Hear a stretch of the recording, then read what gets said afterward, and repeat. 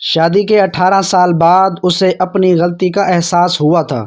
اس نے ماں باپ کی مرضی کے خلاف شادی کی تھی، یعنی بھاگ کر۔ اس کے شوہر اظہر نے جس کے ساتھ وہ بھاگی تھی اسے کبھی احساس ہونے نہ دیا۔ اس نے جو وعدہ اس کے ساتھ شروع دن سے کیا تھا وہ پورا بھی کیا۔ زندگی کی ہر خوشی دے دی، اسے رانی بنا کر رکھا، اس کی ہر خواہش پوری کی، یہاں تک کہ شادی کے 5 سال بعد اس کے ماں باپ کو بھی راضی کر کے معاملات پہلے جیسے ہی کر دیے۔ مگر آج وہ پچھتاوے کی آگ میں جل رہی تھی۔ اسے احساس ہو گیا تھا۔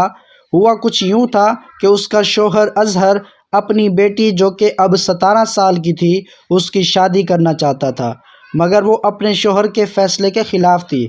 اس کا خیال تھا کہ بچی ابھی چھوٹی ہے، اسے آگے پڑھنا ہے، جب وہ ڈاکٹر بن جائے گی تب اس کی شادی کریں گے۔ تب اظہر کے جواب پر اس کی بولتی بند ہو گئی۔ اس نے کہا کہ دیکھو، جب ہماری دوستی ہوئی تھی تب تمہاری عمر بھی 17 سال تھی، اور میں نہیں چاہتا کہ میری بیٹی بھی تمہاری طرح نامحرم رشتے میں بندھ کر مجھے چھوڑ جائے اور بھاگ جائے۔ ان الفاظ سے اسے عرش سے فرش پر لاپٹخا تھا۔ وہ پچھتاوے کے گہرے کنویں میں جا گری تھی۔ اس کی مکمل خاموشی پر اظہر نے بہت سی وضاحتیں دی تھیں اور بے تحاشا اسے ریلیکس کرنے کی کوشش کی، مگر اس کا دل ویران سا ہو گیا تھا۔ ٹھیک ہی تو کہہ رہا تھا۔ وہ آج کیا کر رہی ہے بنت ہوا؟ نامحرم کی خاطر اپنے ماں باپ کا برسوں کا پیار بھلا رہی ہے، جھوٹ بول رہی ہے، ماں باپ سے تلخ کلامی کر رہی ہے، اور آخر کار ان کی محبتوں کا صلہ ان کے ماتھے پر کالک مل دے جاتی ہے تاکہ ان کے جانے کے بعد وہ کبھی سر اٹھا کر نہ جی سکیں۔ کسی والدین کو بھی بیٹی بری نہیں لگتی، مگر آئے دن بنت ہوا کے بارے میں ایسی خبریں سن کر وہ بیٹی سے ڈرنے لگتے ہیں۔ اے بنت ہوا، اپنے کردار کو مضبوط بنا۔ کسی کے چند پیار بھرے وعدوں کی خاطر ماں باپ کی برسوں کی محنت، محبت اور شفقت کو مت بھولا۔ یہ وعدے صرف تمہیں پھنسانے کے جال ہیں۔ سوچ لے، سمجھ کر قدم اٹھا۔ کیا وہ پیار نہیں جو تمہیں تمہارے ماں باپ دیتے ہیں؟